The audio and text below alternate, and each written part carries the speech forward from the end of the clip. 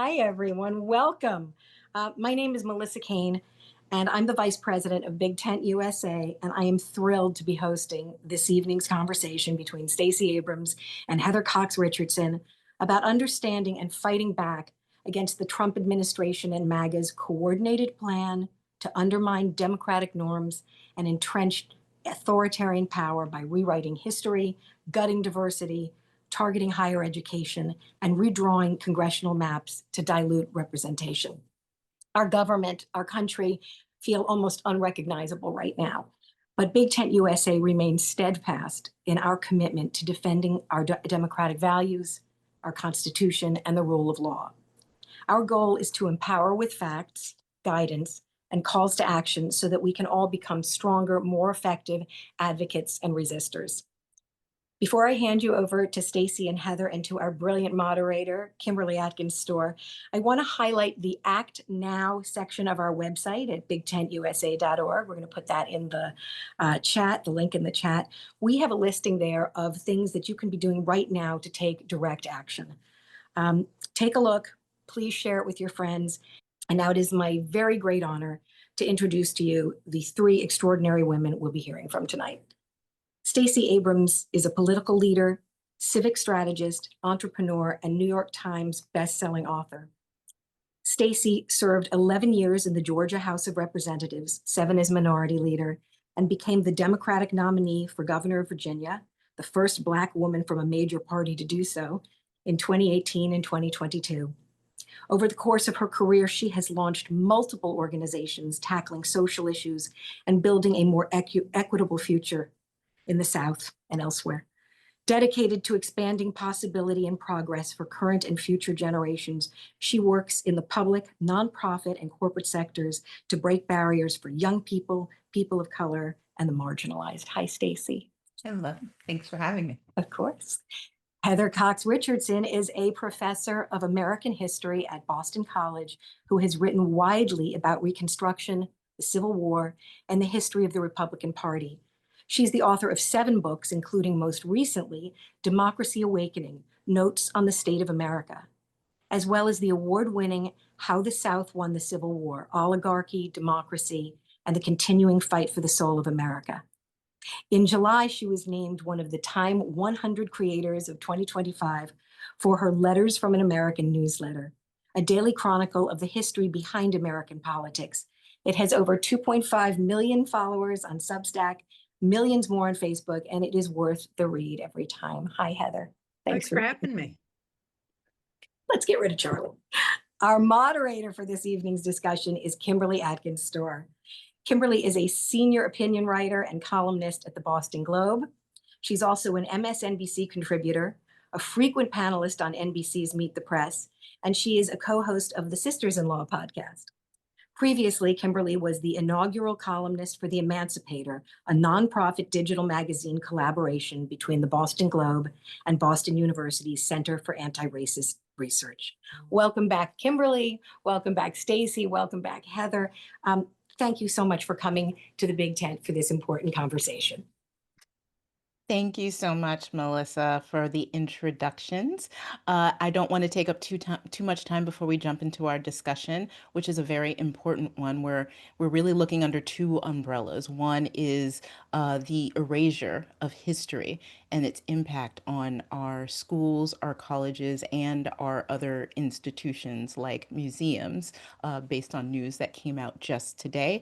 And the other is about voting rights, or the erosion of them through the process of redistricting at all levels, from local all the way up to federal, and what that means for our democratic future. There will be time left for questions, so if you have them, you can put them in the chat. We've already received so many questions from people who have registered already, and we will get to as many as those as we possibly can. So I want to start off our conversation in talking about the importance of history and the fact that it's being erased through measures that are focused on universities, with the federal government getting involved in the curriculum and making demands upon them, to books disappearing from our schools and libraries, and to even today's announcement that the Smithsonian institution will vet all of its exhibits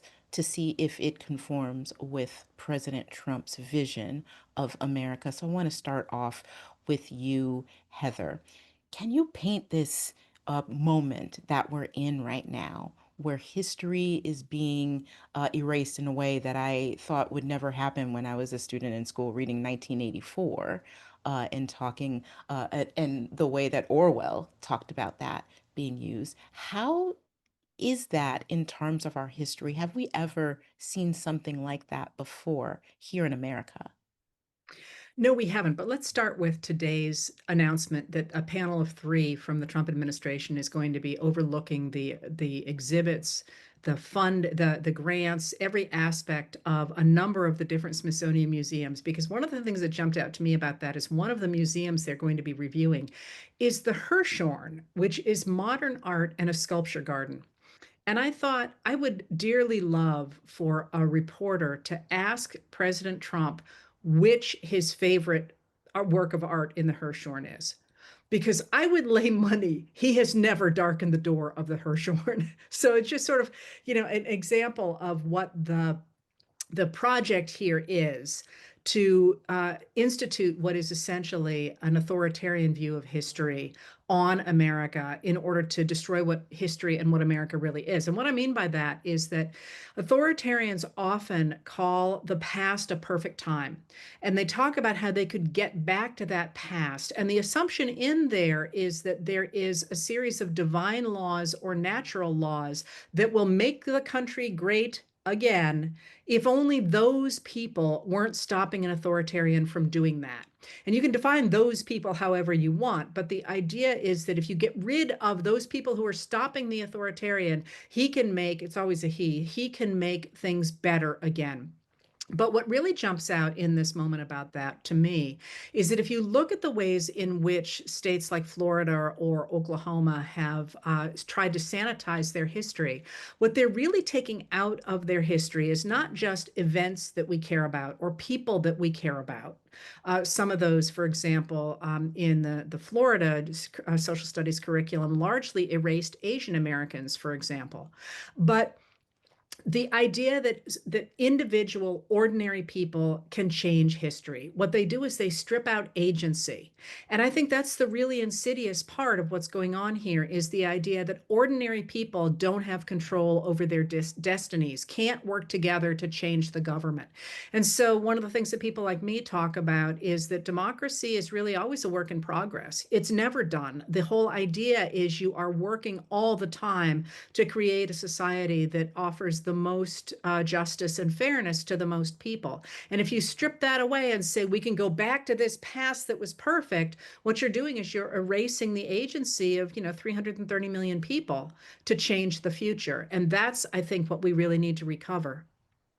So, Stacey, can you speak to the importance of having a clear and unobstructed view of our history and our present, frankly, in order for the electorate to be well informed and able to make good decisions about how our nation is governed? Because we have to remember, and I remind people frequently, that we are still a government of the people. It is the people who make the decisions about our government. How can they do that at a time when information and history and even art exhibits are being memory hold? I want to echo Heather and say part of our responsibility is to understand democracy is a work in progress. It's also a concept. It is not a thing. It is a collective delusion that is wonderful. And it is this notion that if we are all willing to give up something, we all will gain something greater. That the way we process it is by asking each other, what do we think? Knowing that sometimes our values will rise to the top, sometimes our values will be sublimated to someone else's needs, but that we're always in conversation. You can't have conversation when you're not talking. And part of erasing history is about removing topics from the conversation. Heather called it agency, and part of that is power. Government is borrowed power. The people loan our power to those who are in elected office, but also those who are in appointed office, to those who wield power on our behalf. It is borrowed from us. And what is attempted with these memory holes is to make us forget that it's our power. And the best way to do that is to make certain we don't remember the last time someone tried to steal it. And so you erase stories, you erase narrative, you erase lessons that tell us how we get what we've gotten and what was happening before. Exactly. The nature of today is that we are not facing something new. And if you read Letters from an American, her newsletter is just rife with examples that this has been done before. And the work I've been doing recently and that I've been doing through the National Democratic Institute and other organizations is that it's also not endemic to America. Part of what's happening is that we're also being taught this idea that our singularity in this moment means that we can't look anywhere else for lessons. And what I want us to remember is not only are they trying to steal our power and erase our power, they're also trying to create a collective amnesia about what we're capable of. And so I would argue the intention, and it began with their attacks on DEI, and this is something else that Heather alluded to. When you go after DEI, it's not simply Black kids not going to Harvard. Right. DEI is the entire construction for 250 years of a nation state where everyone, despite their differences, has a fair opportunity and to participate and is deserving of respect. And it began when we said that working class white men through the Revolutionary War would be allowed to be participants in their governance. So the very first DEI folks in America were white guys who went to the Revolutionary War. Everything that has followed is about how we've built DEI. And so the attack on DEI that began with the very first executive orders were designed to start that erasure. In part, you erase by removing, but the other way you do it is by pitting folks against each other so they can't hear one another. And that, I think, is the most insidious part that I'm seeing happening, because it's not simply that they're erasing our history, they're convincing us that the other person's history isn't worth knowing. And therefore, we will not defend their right to that history, will not defend their right to existence, and we will not defend their right to be. Because when you can create that type of tension and that type of competition, you don't have to do the work anymore. You've now, activated you've activated your victims to fight one another, and you get to live with the spoils. So, Heather, I want to bounce off of that and talk about the attacks on our universities, with the federal government asking universities for exorbitant amounts of money, trying to force them into agreements that they give up their academic power, the control over their own curriculum. Uh, Talk about how that is a part of a system that we have seen before. We've seen it in places like Germany and elsewhere as part of the autocratic playbook. So a lot of people know about the Powell memo, which was a blueprint for the taking away of the liberal democracy, the elements of liberal democracy that had been set up after World War II. And it was a memo that was put in place, or that was written by Lewis Powell for the U.S. Chamber of Commerce, saying that if the radical right wanted to regain control over the government, it was going to have to monopolize the media space, the legal space, and the universities. And in order to do that, we got things like the rise of the Fox News Channel, the rise of talk radio. We got the rise of the Federalist Society in 1984. And then we also have had this ongoing attack on universities. So that's the backstory.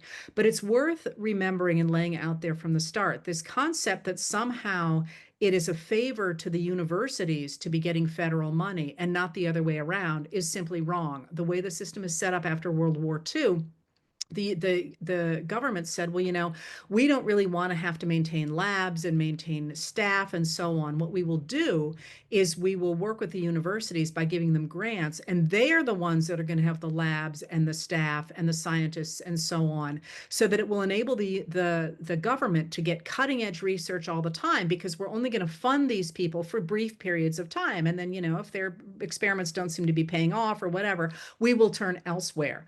So there is this system that went into place after World War II that we've worked under for a very long time. All right, so that's the second backstory. The third piece here is that in order to put in place the requirements of Project 2025, which calls for the implementation of the sorts of things that the Powell memo called for, including the takeover of society, including things like universities, the administration has used a system which is essentially extortion.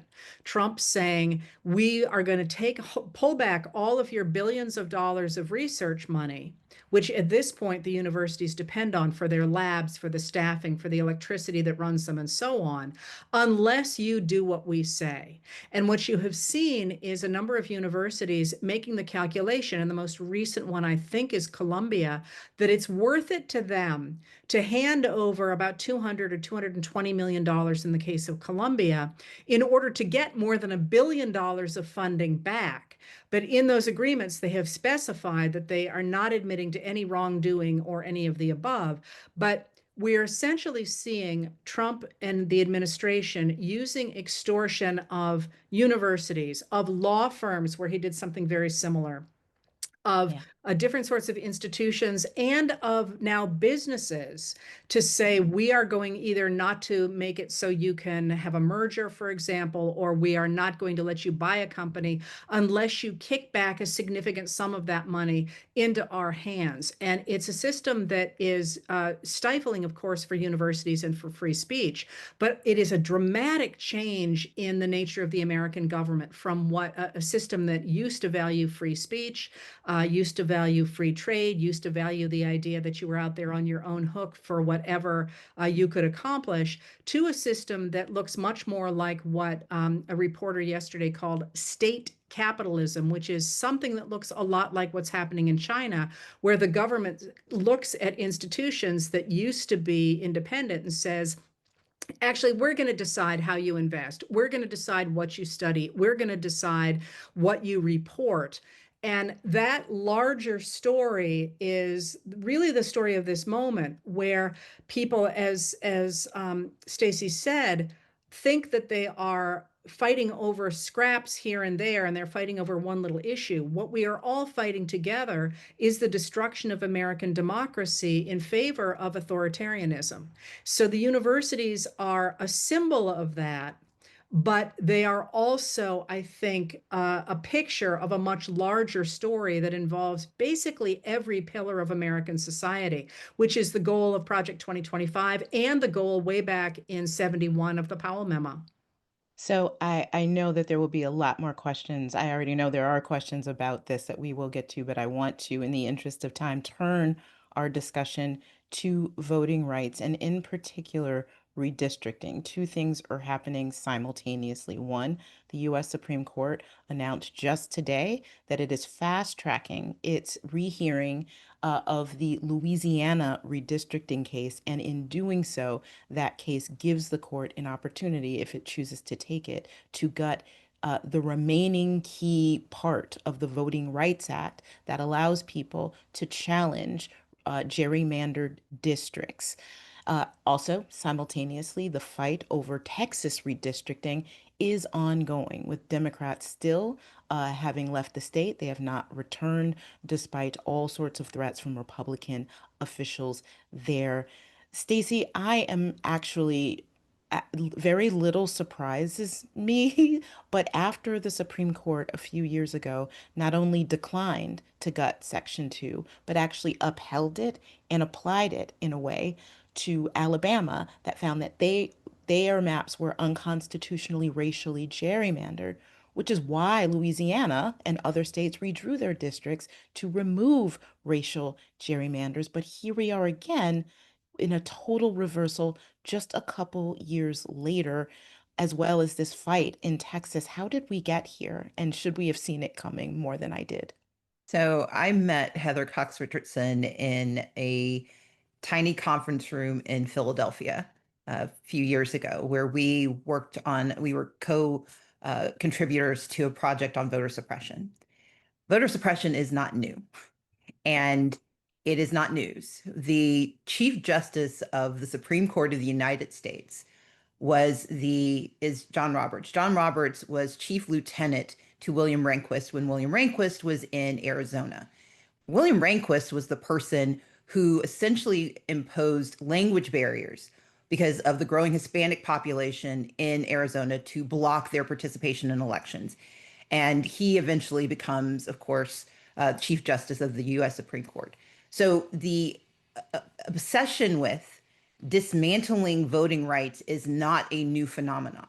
And as a member of the Democratic Party, for anyone who says, well, Democrats did it too, yes, it's a pox on all of our houses.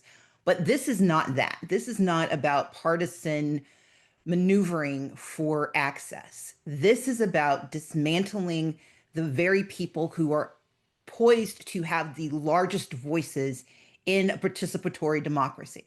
If you look at the demographics of the United States and the demography maps, they will all tell you that in 17 years, the United States is a majority minority country. You tie that back to the Powell memo that Heather referenced, which said, if you want a right-wing government, these are the things you have to do. Well, one of the things you have to do was endemic in the Southern strategy, which is Nixon's approach, which is that you have to suppress voters whose opinions will never align with your intention. And so we have watched this arc of history since 1965 of trying to dismantle not only the Voting Rights Act, but to remove voting rights. And let's situate this. You articulated two very clear ones, but there are three other ones. The SAVE Act is not gone. The SAVE Act will eliminate the right of women to actively participate in elections by creating administrative barriers and administrative hurdles. They are also trying to redo the census. No, they cannot redo the census in 2026, but as they are quietly moving to push the census towards more and more mathematical, it's called imputation. So if you can't get people to answer, they guess based on past data. Well, if you can erode the census between now and 2030, by the time you get to 2030, you're guessing at who's here. So yes, they're going to flag the citizenship question and try to make sure that undocumented people, but it's all of a piece because the districts that are being drawn are drawn based on the census population. The third one we have to pay attention to are voting purges. What's happening in Georgia right now? 478,000 people are being purged from the rolls in the state of Georgia. Across the country, we have seen a number of states pull back and change the way they both let you register and who gets to stay on the rolls. And the reason I think it's important for us to see the full landscape is so that we understand that this is, again, not about who gets to vote or who has ID. This is about how do you dismantle democracy in real time in plain sight. Voter suppression has three facets. Can you register and stay on the rolls? Can you cast a ballot? And does that ballot get counted? They are attacking every single one of those systems simultaneously. And the reason you have a Supreme Court that 2 years ago, in the same year that they allowed Students for Fair Admissions to gut access to higher education for students of color, they protected Alabama because they didn't have a White House at the time that would have permitted what we're about to see happen. And that is, if you can gut Section 2, and you've already gutted Section 5, and you're going to rejigger and jury rig the census, and you're going to allow states unfettered capacity to strip voters of their rights by pulling them from the rolls, what you are going to create for 26, 27, and 28 is the erasure of a participatory democracy in a nation state that is very quickly moving away from your idealized version of what an American should look like to what an American actually is. And so our response has to not be surprised that the Supreme Court would do so. John Roberts in 2013, in his opinion, very plainly scoffed at the fact that race was still a valuable metric to use in this country to determine access. And it should not be surprising to anyone that the cohort of 6 that currently sits in the court do not believe that the people that are represented by the Voting Rights Act, and that's not just people of color, it's people of color, it's the disabled, it is Right. a whole host of communities whose only protections for their participation in democracy is born of the Voting Rights Act. And that is why we should believe them when they tell us they intend to get rid of it. Stacey, I'm so glad you pointed out all the different ways in which it's a multi-pronged, multifaceted effort to attack voting rights in many ways. And you talked about the purges, which are very important. My stepson just graduated Emory, but during his time there, he was purged from the voting rolls, not once, but twice. And because he was very civically astute, he knew to check it well before the deadlines in doing that. But that puts the onus on people to protect that, Heather. Um, I mean, just talk more about how history has shown that voting rights have always been under attack. Remember that we all didn't even get voting rights. I used to say it took not one but two constitutional amendments for me to vote, but now I realize it has taken much, much more than that. It's taken a continuous fight to ensure that right. I think it's the one piece that I would add that I think is important here, which is so obvious people tend not to say it, is that they would not be doing this if they thought what they were doing was popular. This is a way for a minority, and in this case, a very small minority, to gain control over the government. And to go back to where Stacey started, this is one of the reasons we have to really be in solidarity with all Americans who believe in protecting American democracy, because there are so many more of us than there are of them.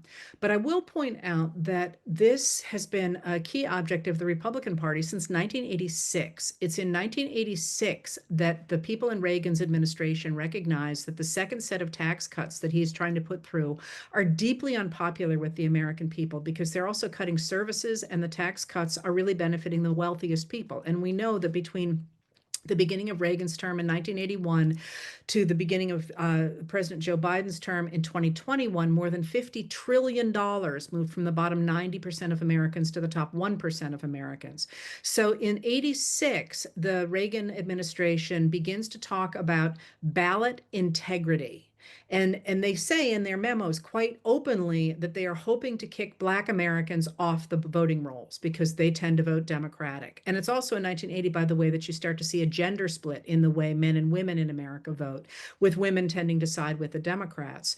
But you see it in 86, and then it really takes off in 1994 after the Democrats passed the 1993 Motor Voter Act to try and get more people to vote, recognizing that the idea of a government that works to ensure fairness for everybody, works to make sure that everybody is equal before the law and has a right to a say in their government and has equal access to resources, is enormously popular. So the more people who vote, the more likely Democrats are to be elected. And after the Motor Voter Act of 1993, in 94, the Republicans start to say that the only reason that they are losing at the ballot box is because Democrats are cheating.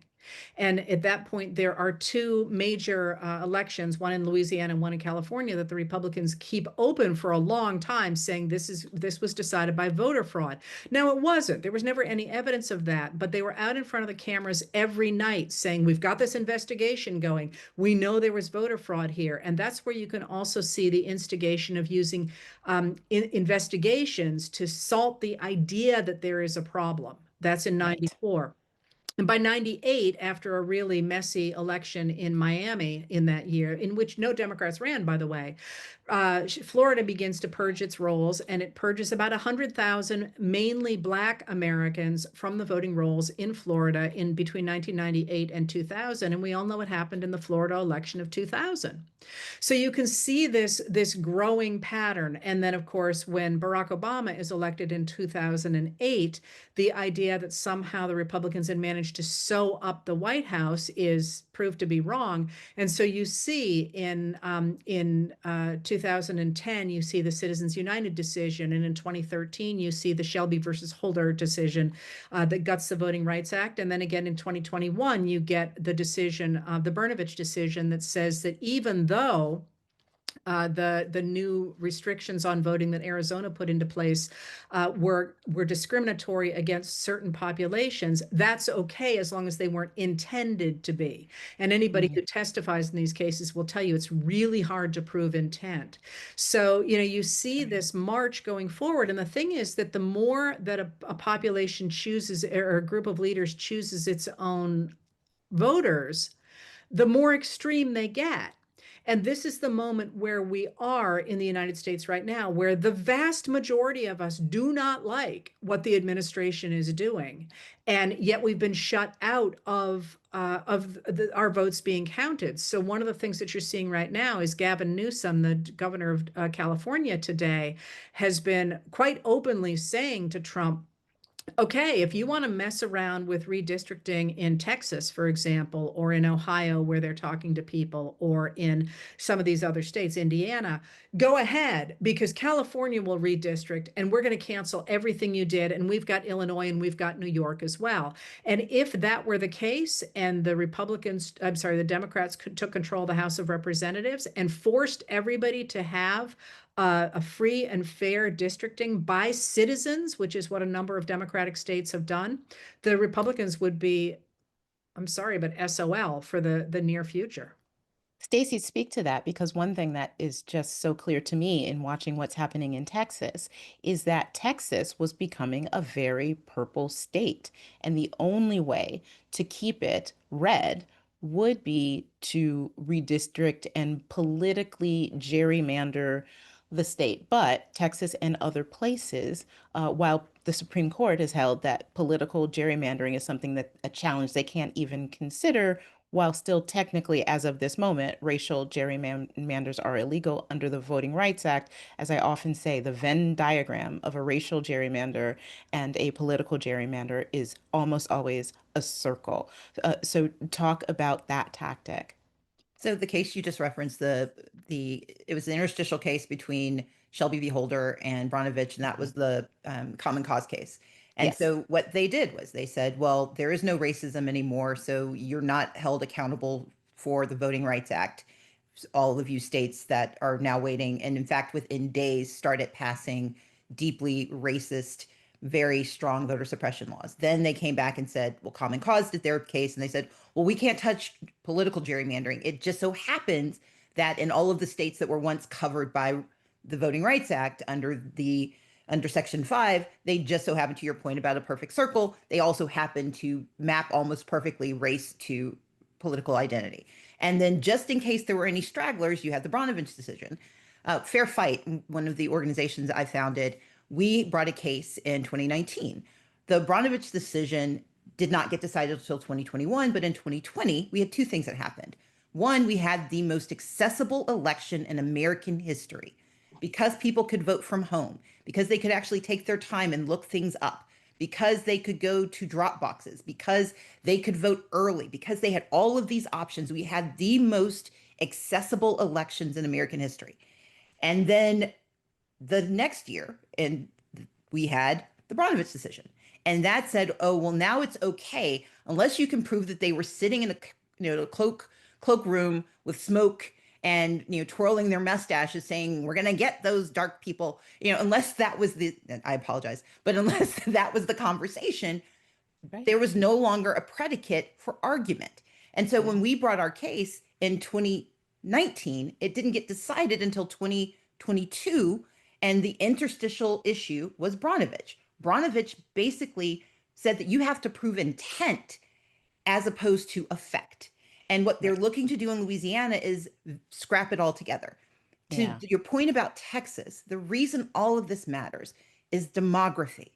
Demography is not destiny, it is opportunity.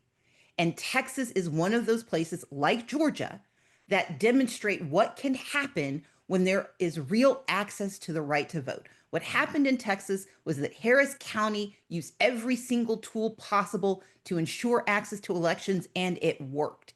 And that is why Texas is ground zero. Georgia used every tool possible, and it worked. And that is why Georgia has been a laboratory. Florida, Heather just walked through what happened in Florida. And so any place where we start to see true coalitions come together, and let's be clear, Voting is not partisan. Who we pick is partisan, but the act of voting is patriotism. They are attacking patriotism because they do not believe that patriotism will yield the power that they seek.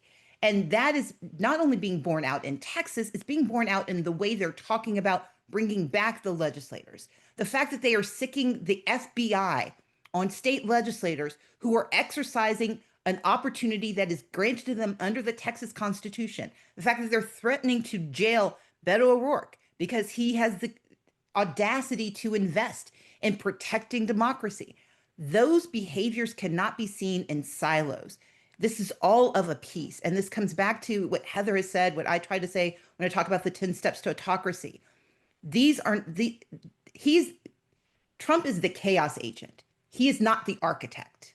Right. He is the distraction.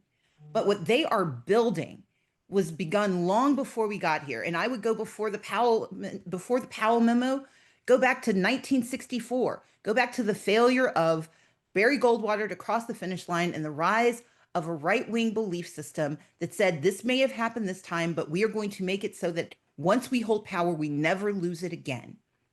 And so we have to see that there are 10 steps and that all of these pieces fit underneath a very wide set of opportunities. And Texas is simply one example, because if Texas fully represents the needs of its people, then it is highly unlikely that the leadership it has now will be the leadership it has tomorrow. So we have to move. Oh, go ahead, Can Heather. I just add to that a piece? Yes, please. And that is that, speaking of things we've seen before, what we are seeing is essentially the attempt to take the Reconstruction years in the American South national. And the reason that I mention that is not for the obvious reasons, but of the fact that Black and brown Americans and women, of course, and white men who were not part of the ruling cabal had very few rights in the South, but because of the instability caused by a government run by cronies, essentially, there was very little economic investment in the American South in that period. And in fact, it really was poor. It was incredibly poor. There was very little industry. There was almost no social services. People were incredibly sick with the different diseases that were untreated. And that idea that, that we're all in this together, not just because it is morally right, not just because it is fair to our neighbors, but because without a democratic system, capital flees and the economy will be absolutely destroyed, is an important message, I think, for people to remember. Look at a state like South Carolina in 1890 or in the 1920s, when children are working in the mills and losing their fingers, and or West Virginia, where men are working in the mines and 1,000 of them are dying a year, many more maimed by working there.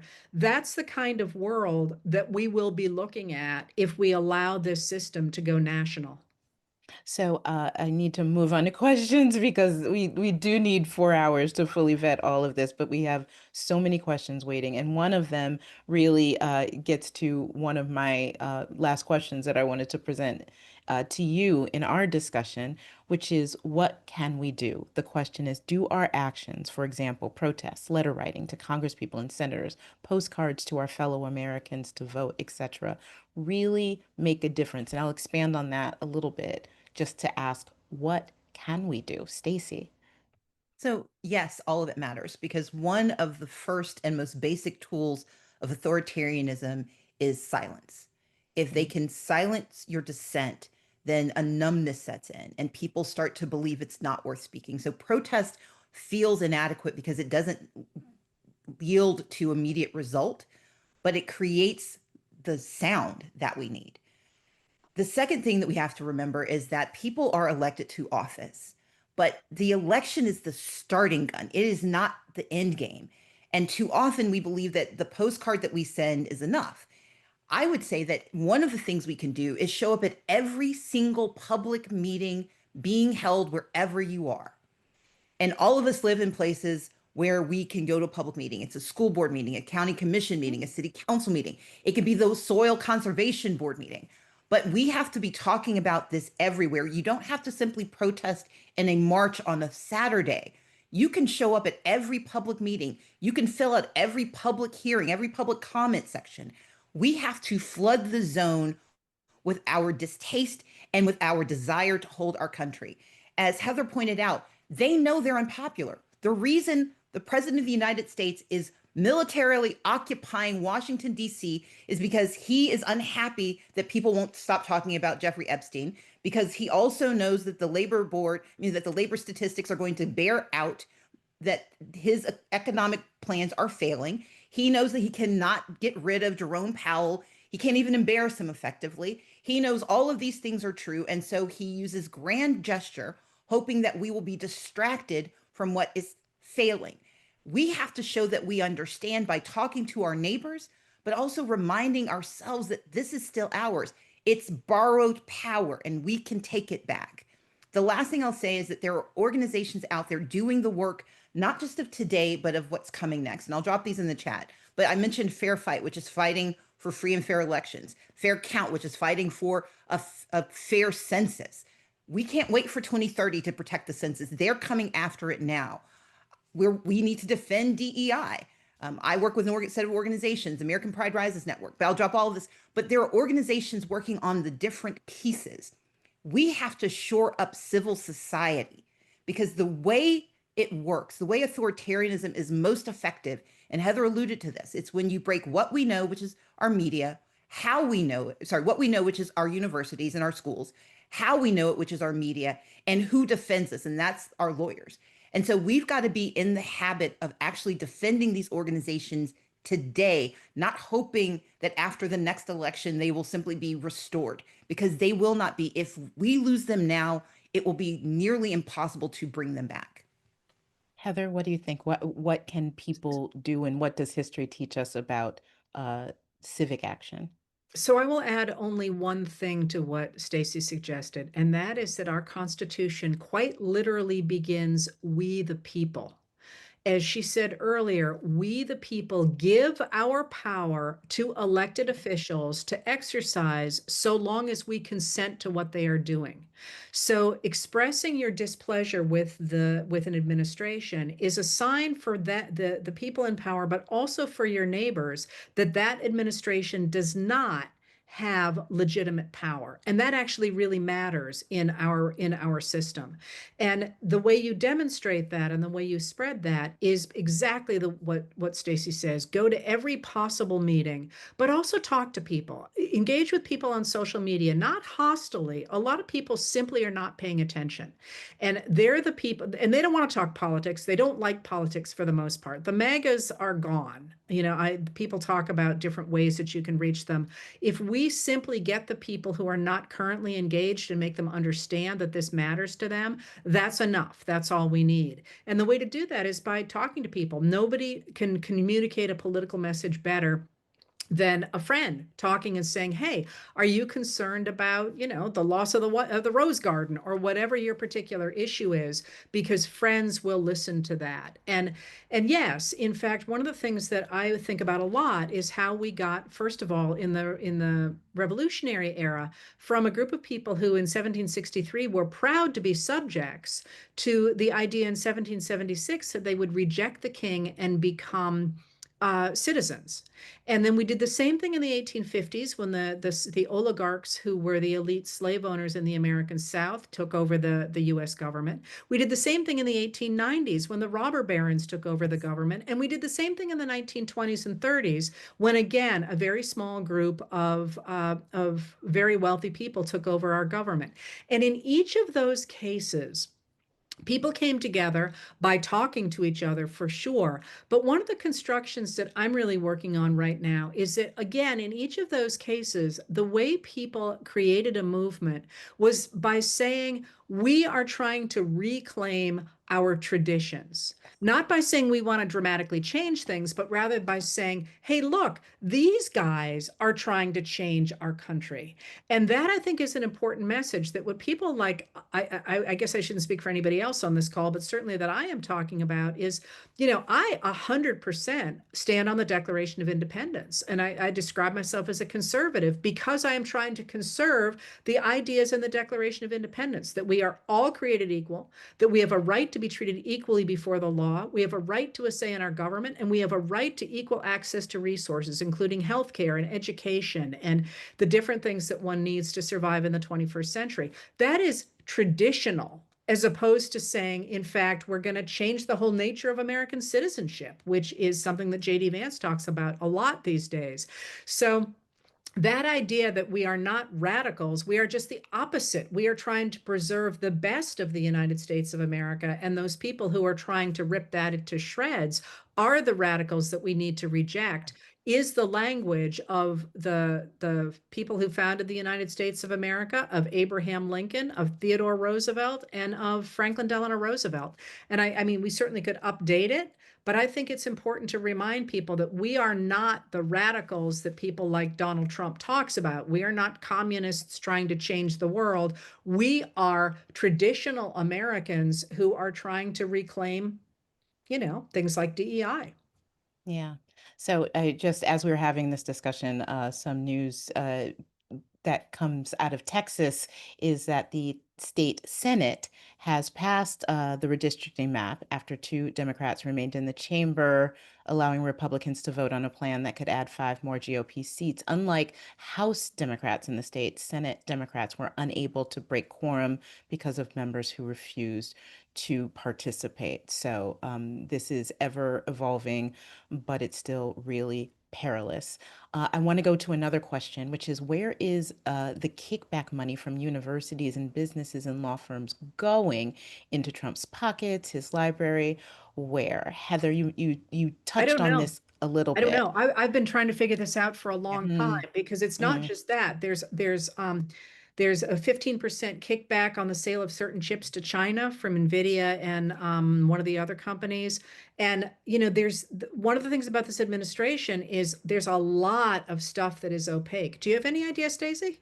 No, I mean, we know, here are the things they've said they're doing. So there's putting the money into his library, although there is no library yet. So where's the Right. money going? There is the agreement to advertise. So Paramount is supposedly going to, the new Paramount Skydance is going to put out certain number of ads that are pro whatever his cause of the day is. The law firms, part of their settlements, said they would they'd give a certain amount, not in cash, but in representation of his preferred clients. And so it's going to look a lot of different ways. But what we have to come back to is it's basically extortion and corruption in plain sight. And the clawing back of the money is secondary to the permissive nature. And this goes to Heather's point that we are permitting right now the looting of America by its leaders in a way that we have not seen in I would say ever, and with this level of grotesqueness. Yeah. I will make one other point, and this again, and I recognize that partisanship feels icky to some, but let's be clear: this is not MAGA and Trump. This is Republicans. It was MAGA and Trump during an election, but the people who are voting in the Texas State Senate, the people who voted for the mega bill, the people who are remaining silent as people are being stolen off of the streets, kidnapped and deported and incarcerated in gulags, those are Republicans. And so part of our responsibility is to call all of the things what they are. If we use cloaked language, then we are obscuring obligation. And I believe that we have to call it out. We have to call out Democrats who were not doing the right thing and taking the right positions. We have to call out independents, because you don't get to be independent of your patriotism and independent of your citizenship. Your partisanship is not the point. It's the label you are using to justify your behavior. And that's what we have to call out. Because if we want to reclaim our country, we have to be able to identify those who share the traditional values that Heather is laying out. Our next question is, what do you think of the idea of blue state governments in exile, which keeps its tax money for the benefit of its citizens, funding safety net programs defunded by this regime, and disaster relief, for example? Can blue states just decide, hey, we're taking care of ourselves? Well, as someone who has only ever lived in red states, I would say please don't. And here's why. Here's why. Because one, the population shifts in this country are moving more and more towards what are traditionally red states, which is why we're working so hard to make these competitive states, to make certain that no party has such dominion that they don't have to talk to the people. And the minute blue states decide we are going to fracture our compact, then we are justifying a set of behaviors that do not penalize the wealthy. It penalizes the people who rely on those safety nets. So no one's going to feel punished if you take money away from Texas. Texas has enough of it. They simply will cease to do the very little they're doing already. State of Georgia, the state of Florida, these are states that are already doing the very least possible to help their people. If you take that money, they are not the ones who get hurt. The people in power do not feel the pain. The people who will feel the pain are the ones who will be in solidarity if we show up and do this work together. So can I ask a follow-up to that? What should blue people in blue states and government officials in blue states be doing in this moment? Stacey, go ahead. I want to hear what you have to say about that. So I think there are three things. One is what we see Gavin Newsom and JB Pritzker, what we see them doing right now, what Kathy Hochul is doing. We need blue state leaders to use their power there's a difference in traditional times. In normal times, yes, we should fight by the Marquis de Queensberry rules, where we stand and we pace off and then we turn and we fire on three. That's not where we are now. Where we are now is that we are fighting for the preservation of our nation. And so we should use all of the tools at our disposal, but not tools that punish the people who are the victims of these very attacks. So that's our first job. The second job is that we need people in blue states to invest in the things going right in the red states. Red states tend not to have the resources that blue states have. And if we do have the resources, we can't find them because they're usually held by the people who are fomenting this type of behavior. So we need your investment. And this is not just about money. It's about time, talent, and treasure. If you have any of those three, give them. We need you. And that's the third piece. And this is the mutual aid piece. The reason you break government is because people will give up democracy if they think autocracy will get them what they need. So if you look at the pantheon of democracies that have fallen to autocracy in the 20th and 21st centuries, it's not simply because you had a strong man, and as always, as Heather pointed, it's always men. It's because they were able to argue that democracy wasn't delivering, and therefore autocracy was the only way you would get what you needed. So if you're watching Trump standing in DC yesterday, he's doing Filipino President Duterte, saying he's going to clean the streets and you'll be safe. And that got Filipinos for a time to say, well, we want to be safe, so we will let you trample on our rights. If you are Viktor Orban, you are saying that it's this community of people who are the reason you don't have anything. And so we will let you oppress an entire population if it justifies our convenience and guarantees us what we need. The reason that's so important is that we have to hold to our responsibility, that if government is failing, we've got to show up and show that democracy can still deliver, even if it's being delivered by individuals. Your church, your organization, your Girl Scout troop, whatever coalition you have, has to step into the gap. We can't simply bemoan the harm. We have to do our best to mitigate it. We can't solve for it. That's why we created such a vast network of government, of democracy, so we can invest enough. But in the absence of that investment, we cannot let things fall apart, hoping one day we can build it back. We've got to do what we can to mitigate the harm, because that's the best way to create people who are willing to support and suborn autocracy. It's because they don't think democracy holds anything for them. And I would add only to that one of the things that frustrates me beyond belief is that the radical right has managed to monopolize the information sphere so that people believe that it's the Democrats that are stopping the government from working, when in fact it is the policies of the Republicans. And a great example of that is Trump's declaration that Washington, D.C. is in the middle of this crime wave that has created a hellscape, when in fact crime in Washington, D.C. is at a 30-year low. Yes, it is. So the degree to which people can push back with reality through social media challenges toward just simply correcting somebody. I had a friend who said that, said to another friend, well, Donald Trump won 78% of the popular vote. He's the most popular president we've ever had. And my friend said, no, he didn't. More people voted for somebody else than voted for him. And he said, well, that's not what I heard. And he said, well, what channel? You know where this is going.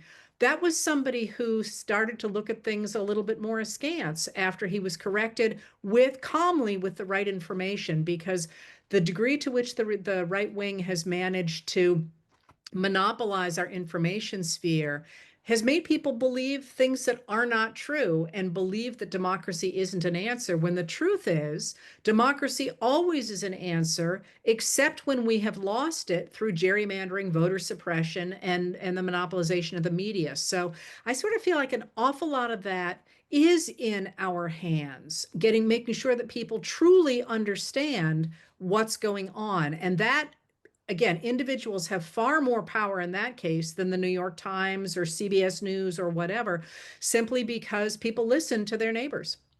If I can add So one little note to that, yes, it's not only when it comes to DC, when you're arguing that point, the reality is not only that it's at a 30-year low, it's that the Republicans just stripped DC of $1 billion, meaning they just took $1 billion that's right.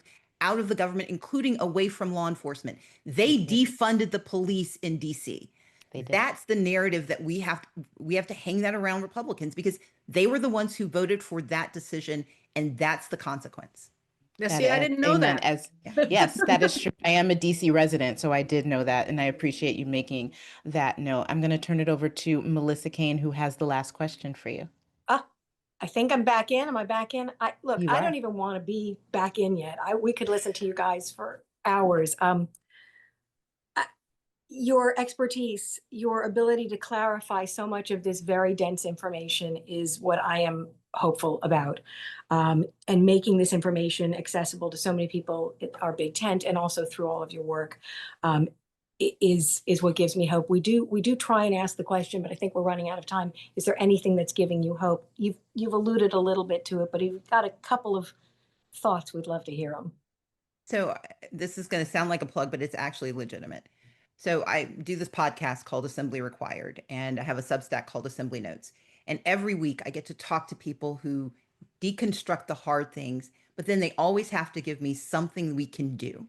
And what gives me hope is that I've yet to have a guest who didn't have something that we can be doing and a way we can be supporting each other.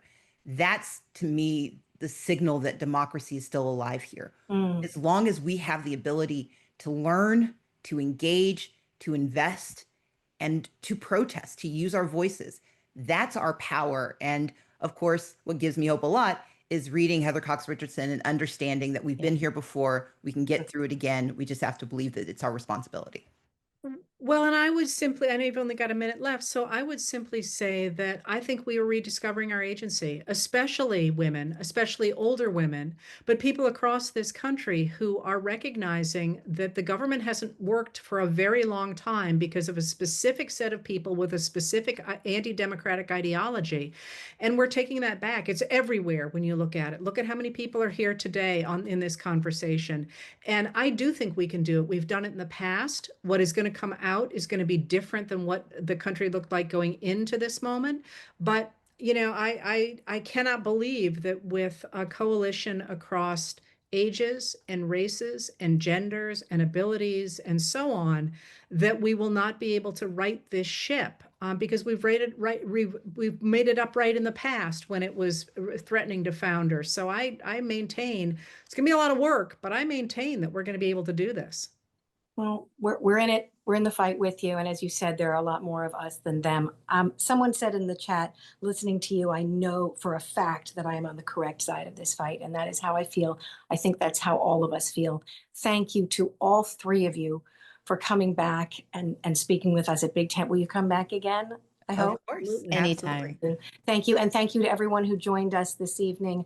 There's a lot to digest. We will get it all back out to you. Thank you for being a part of our Big Tent.